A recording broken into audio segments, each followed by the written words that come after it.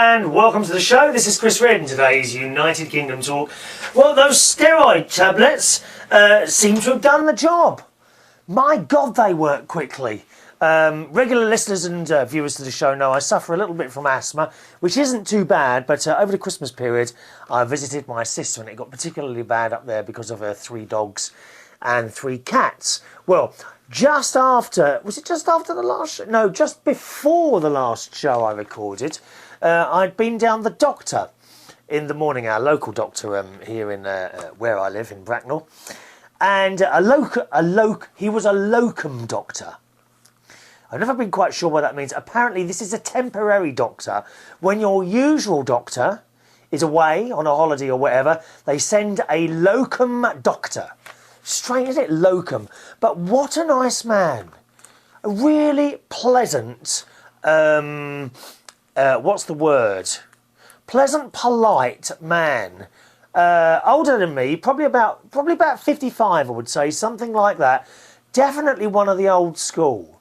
Just the way he spoke to you. And I knew he was old school because he's tapping away on this computer with one finger.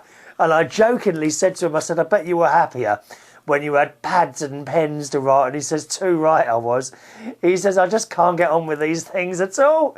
And he's tapping away on this computer with one finger.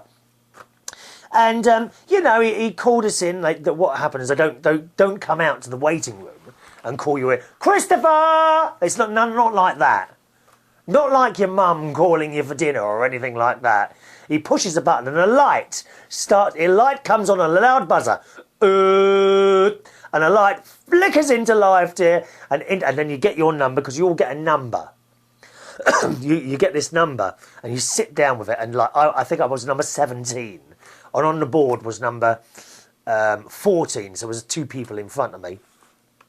And then the buzzer goes off. And then the person with number 15 puts their number on the board and they go in.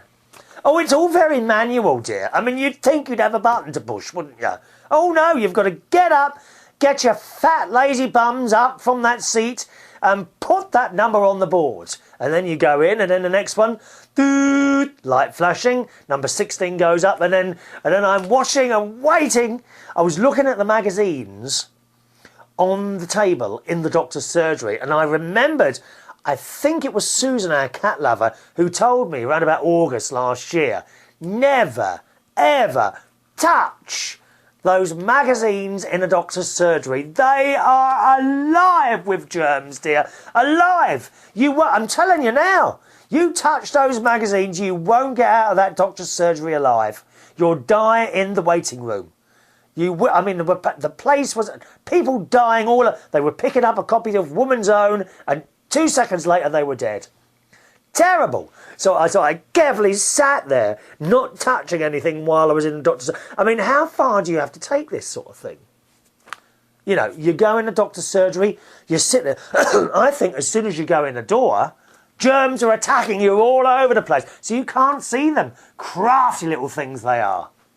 Crafty little germs and viruses emanating out of the cracks in the plaster and all that, dear. It's frightening in there. Next time I might just go in a plastic bag. I'd go in a plastic bag and an oxygen cylinder and sit there and wait to be seen by the doctor. You don't know what's in there, do you? Eh? And you know, you're sitting there. I mean, if you get out of there alive, what do you do when you get home? Because remember, you've been sitting on infected seats in the doctor's surgery. Infections everywhere, dear. Infections everywhere. Terrible. What do you do when you get home? I would suggest that you remove all your clothes, burn them outside the front door, open your door, and then go straight in the shower and disinfect yourself. That's what we need. It's no good using normal shower gel, dear. You've got to get 3 or 4 bottles of disinfectant and either shower with them or spray them on yourself or even bath in them. It's the only way, dear. Anyway, back to the doctor. So, very nice man. I can't remember what his name was now. But as I walked through the corridors of germs and viruses, he opened the door for me. How nice is that? Hello, sir. Oh, it's very nice. Hello, doctor. Sit down. What's the problem? Been at my sister's. Got asthma problem. Okay. Let's have a listen to your chest. Got breathe in and out a few times. Like that a few times. Well, I wasn't actually coughing. I was just doing the breathing in. And he says, yeah, you sound very rattly and a bit bunged up down there. I'll give you a short course of these steroid tablets. Remember I told you the last time, but I didn't tell you the whole story, just this little bit here. So I had the tablets, and do you know what? I took them at 3 o'clock that afternoon. And by 9 o'clock, let me see, what time did I get up then? Yeah, by about 8 o'clock, I got up again, and I was aware I was no longer wheezing, which I had been doing for days, to be honest. And it seems to have cured the problem. I've got a course of 5 days worth, okay? I'm on day 3 now. But I've only needed to puff up once. Whereas I was having it like every couple of hours before. So they definitely work, these little steroid tablets. How clever is that? Just wonderful. Absolutely wonderful. So thank you, Mr. Locum Doctor, and I shall keep you fully informed, because this has got to be sorted out before I'm on holiday. You know, there's this show and 3 more before I go away.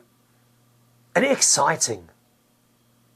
And I've got so much to do while I'm in Australia. I've got internal flights. I've got 3 internal flights as well.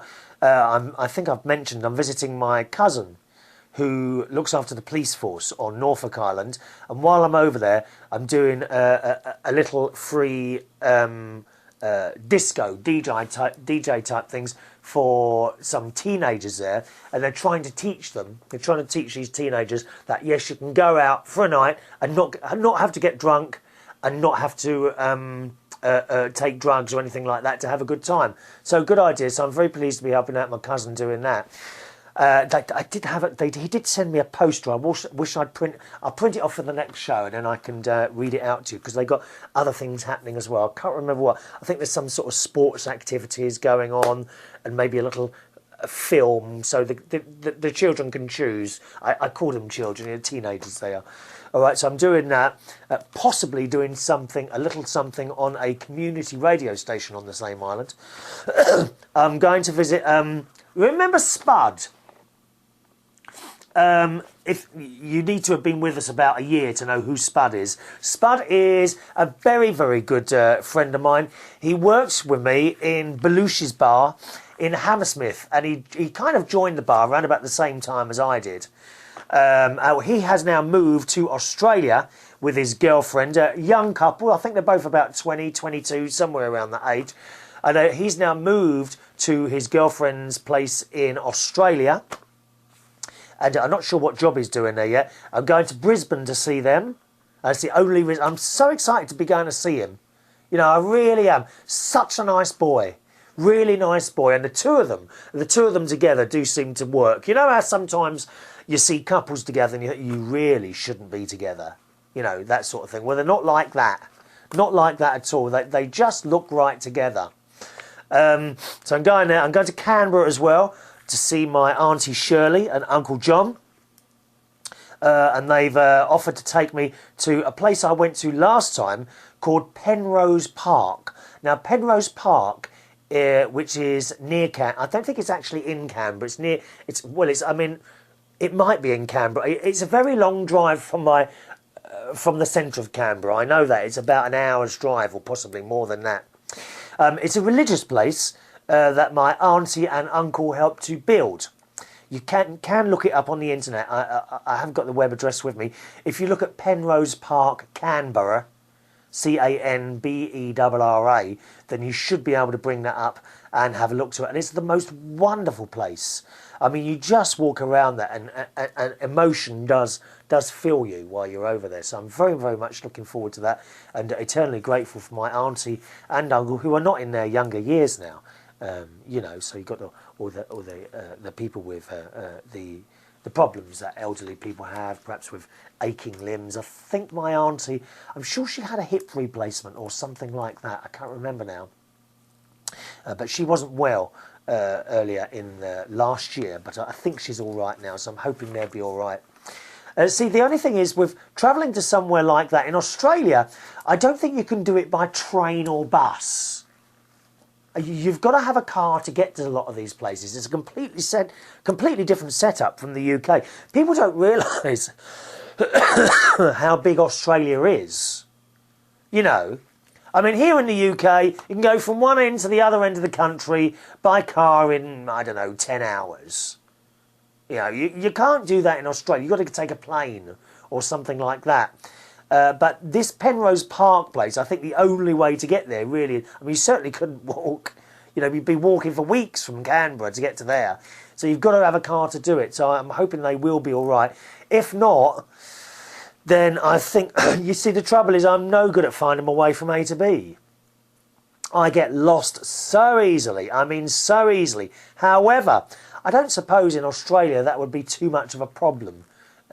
To be honest, I don't know, because they all speak English, and I really don't like the idea of, I mean, I've done it in America, I've done it in the States, that's the only other country I've driven in.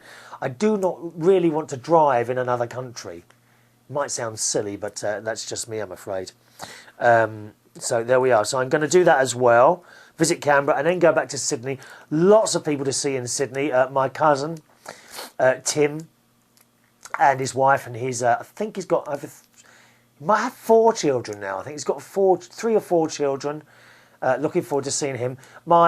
His dad and mum, that's Terry and Marion, they're over there at the moment. They go for a few months because they're both retired. So I'm going to bump into them at some point as well. I might take them out for, I've never taken them out for a meal. I'd like to take them out for a meal. Trouble is, I hope they don't like all that foreign stuff, you know.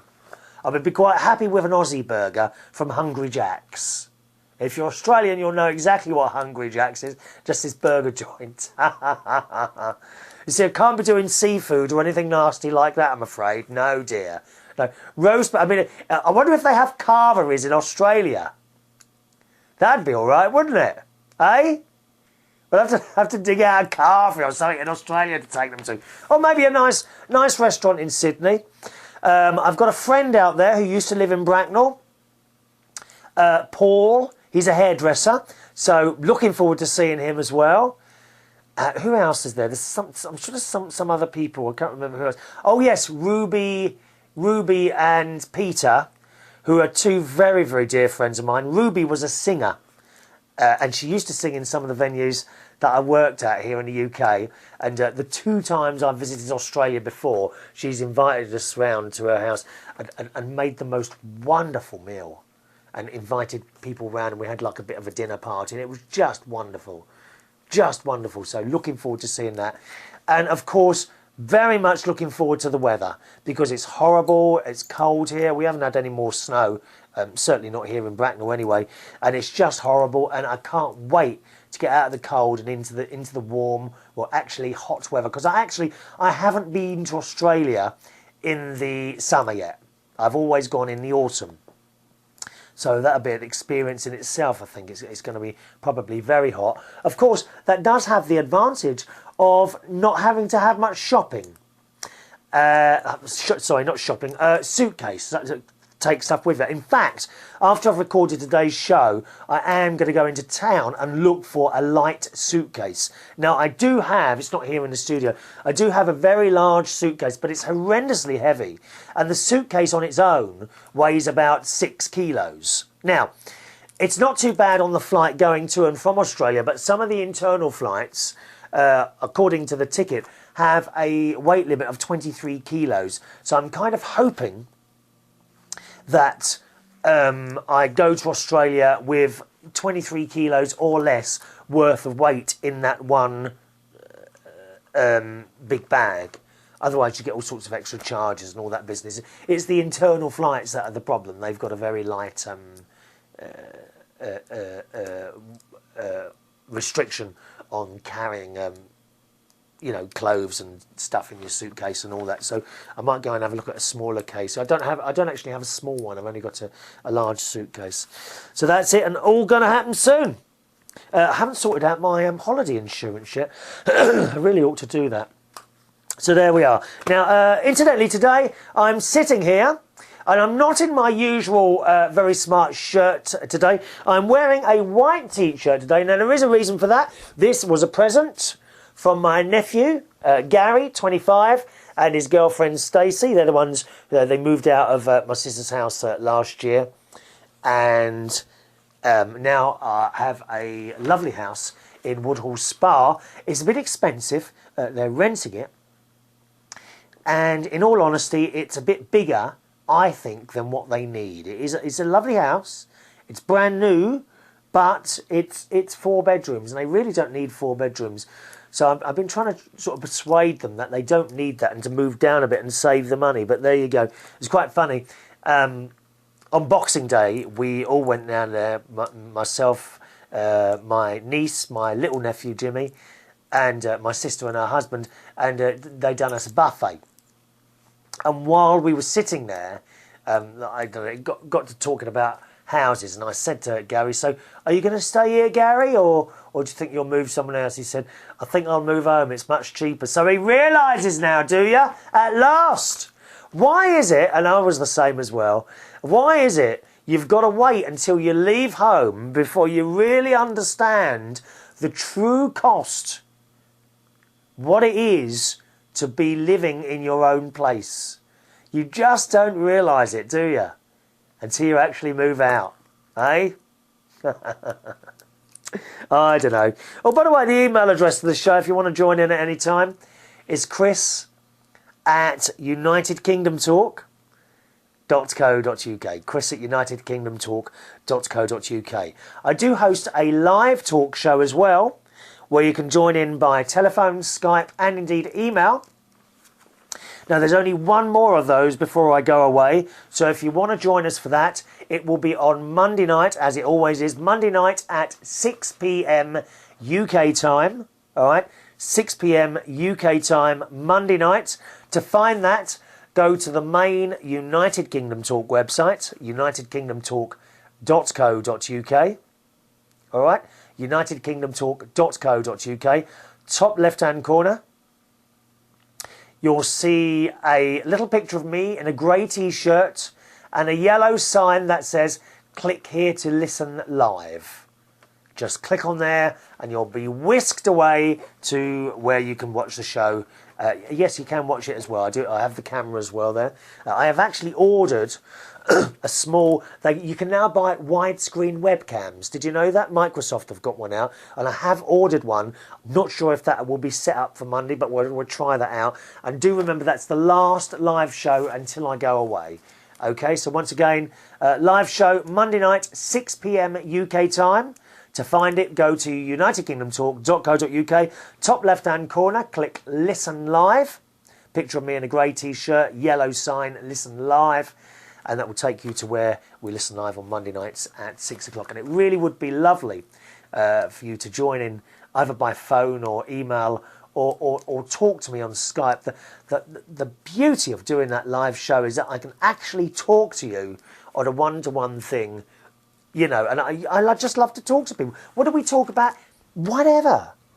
You know, I like finding out what people do, how they live. Just because I don't eat Chinese food, for example, doesn't mean that I don't want to find out how you live in China or what you do there. I'd love to visit China. Love to. I just couldn't eat. It's a good idea, really. I mean, if I really wanted desperately to lose weight, all I've got to do is go to China or India or Taiwan or somewhere like that where I can't eat. The trouble is, I'd take it all with me in a suitcase, wouldn't I? I should imagine that would come over 23 kilos, wouldn't it, of weight, eh? So we might have that widescreen webcam set up for Monday if I can. Now, I mentioned on the last show that I had a wonderful day a couple of days ago. My best friend Ronny came round and we exchanged the Christmas presents because we didn't see each other over Christmas. And he bought me, because as well as this white T-shirt, see this white T-shirt I've got on, that's what was bought for me for Gary, from Gary and Stacey. Ronny has bought me these wonderful pair of slippers, which I'm wearing today, and they've got little, listen, can you hear that? Can you hear that? I do like a bit of Velcro, don't you? They got Velcro on the side as well. Very classy slippers, made by, who are these? Hommies. I don't know what they are, but Ronny doesn't buy rubbish. He does, as you know, I've said before, he's a bit stuck up. He doesn't buy rubbish though. Okay, he won't buy anything cheap. He was looking at this pair of gloves because we went out to the shops when he came round. And we had a good day, actually. We went out to these shops. I'm not allowed to tell you, right, that there was a particular shop he went in, that it was actually him who suggested going into this shop. But he made me promise, he put my hand on my heart, not to tell you which shop this was, so I can't. All right, I'm not allowed to tell you that he bought something in this shop and that he actually asked to go to this shop. I'm not allowed to tell you this. So, but please don't ask. Horses wouldn't drag it from my mouth, dear, I'm telling you now. So he came round, he bought me slippers, and he also bought, and the slippers were a surprise. I didn't know he was buying those, so very nice indeed.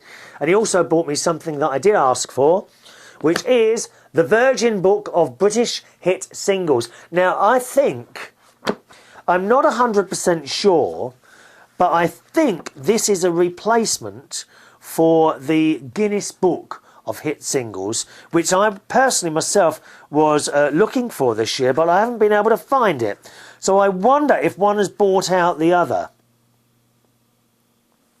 We're not quite sure, and it should be up to date. Let me just have a check here. Oh, Cheryl Cole's not in here, is she? When does it go up to? Let me see when it was printed. First published in 2008. Oh, I'm not so sure then. Cheryl Cole was 209, wasn't she? Well, I'll have to look into this. But I wondered if this was the replacement for the Guinness Book of Hit Singles, which was the book that I bought every year, because you know they do a reprint every year. So thank you very much to my good friend Ronny for the book which I asked for, which has arrived. Anyway, so we did go out shopping. First of all, where did we go? Oh no, and I took him out to a carvery because he's never been to a carvery before, and he was suitably impressed. You know, there we were with 2 full roast dinners, great big plates full. I don't know how he managed to eat it because he's a very funny eater, Ronny. He's really into all this fitness business and eating properly. He will only eat tuna and chicken. That's all he ever eats, tuna and chicken. But I managed to get him to have a bit of turkey because that's what they had at the carvery. I had my usual one of each, bit of ham, bit of beef, bit of turkey. He had just turkey. And my plate was extremely, he was very shocked, actually, to see how much I could get on the plate. But a lot of it is just vegetables and potatoes, you know. I mean, surely there can't be too many calories in those, dear, can there? I mean, what harm can a dear old carrot do you, eh? Depending, of course, which end it's going in. Stop it. Don't. This is a family programme. Don't say things like that. So we sat there and had the carvery. And then I said, I'll pay for it. And the bill came. And he says, well, how much was it? I said, 12. He said, is that all £12? I said, yes. And we've had 2 massive roast dinners and a drink each. Well, I had tea and he had, I think it was just a soft drink or perhaps a lager shandy because he was driving the car as well. So we had that and then we went into town. We had a bit of banking to do. So I put some money in and he put some money in or whatever. Because I gave him some money and a hideous picture of himself that I had taken about 20 years ago, and I'd got Martin, my brother-in-law, to make it up on one of those pictures that he makes. What are they called now? Printed on that material stuff. Oh, I can't remember what they're called now. Do you know the pictures I mean? Well, they stretch it over a piece of wood. They print it on some sort of fabric. Oh, the word is right on the tip of my tongue. I can't get it. Not parchment. Oh, God. What is that stuff called now? Oh, it's some sort of material. You print it on there and he stretches it across a frame. And I got Martin to make me a picture of Ronny about 20 years ago in one, and it looked an awful picture. Aren't I dreadful, eh? So I gave that to him and some money because he's been saving up for another car. He wants a BMW. Actually, I think he's got the money now, so he's going to go out and start doing test drives. He's wanted one of those for a while. So that's that. We went out to Sports Direct, right? And I bought 2 pairs of trainers. I bought a pair of Reebok trainers for just £20 and a pair of white Lonsdale trainers, £15. Yeah, 2 pairs of trainers for £35. Yes! We'll have some of that. Thank you very much. Ross Patzelt, who I know listens to this programme, he'll be very pleased that you can get trainers from Sports Direct, Ross. 15 quid, the Lonsdale ones. There's nothing wrong with them, mate. Nothing wrong. And there's these kids in nightclubs walking around with trainers that are £150. They're off their heads, aren't they? Off their heads. 2 pairs of trainers I bought for £35. Cling! Bargain. Thank you very much. So I bought those. Remember, sorry, I'm not allowed to tell you that Ronny was looking at certain items in there. I wouldn't dream of telling you if I even saw him buying 1 or 2 pairs of trainers in Sports Direct, because people that know him, he would not want people to know that, so I can't tell you that, okay? So that that was Sports Direct. And then I went to Tesco's specifically to buy something. Now, can you guess what I bought in there? Tesco's Home and Wear. Huh? I am now the proud owner of a Wii. Oh, and how wonderful is this machine? Now, I am not one for games machines. The last games machine I had was a Sony PlayStation 1. So I know you're going back there at least 10 years, I think. I just don't get them. However, my sister's got a Wii, and I was so impressed by it that I've actually bought one for myself in the sales in Tesco's. Now, I bought the Wii console. It came with 2 free games, but unfortunately they didn't have one of them in stock. So again, after the show today, I'm going to pop up to Tesco's and see if I can find the other game, if they've got the other game in stock. I've got the receipt and everything. I bought Monopoly, which was another game for the Wii. And also, the main reason I bought it was for the Wii Fit. And I bought the Wii Fit Plus package as well. Total cost of all of these items was about £280. But, you know, it's the first, I think it's the first thing, really, I've bought for myself for ages. For ages. It's always something for the show or something for the house, you know. It's the first thing I've bought myself for ages and ages now. So I've got it, and when we came back here, Ronny said he wanted to use my wireless in the house, because I you know, wireless internet. And I said, well, I don't have wireless set up. He said, well, you must have it. It must be on the router. I said, well, no, my router is like a 10 plug router. You plug the wires in the back and everything's wired up. I don't need it. He said, well, I want to use it. I've got my laptop with me. He said, can you set it up? And do you know what? I said, all right, then I'll have a go. And what I did, the wireless router doesn't have plugs in the back for your computers. So I plugged the wireless router in to my hole, the router with all the holes on the back, and it worked straight away. I can't believe it. I can't believe it. So I've now got wireless in the house as well. We had a bit of trouble setting up the security pass key, but that's working well. So now no one else can use it. And as luck would have it, the Wii also connects through the wireless internet. And so it was kind of killing 2 birds with 1 stone. So how am I getting on with the Wii? I can hear you asking yourself. Haven't got time to tell you today. I'll have to tell you on the next show, all right? Thank you very, very much for watching and listening to the show. My name's Chris Reardon. The email address is chris@unitedkingdomtalk.co.uk. chris@unitedkingdomtalk.co.uk. See you on the next show. Bye-bye now, and a happy 2010.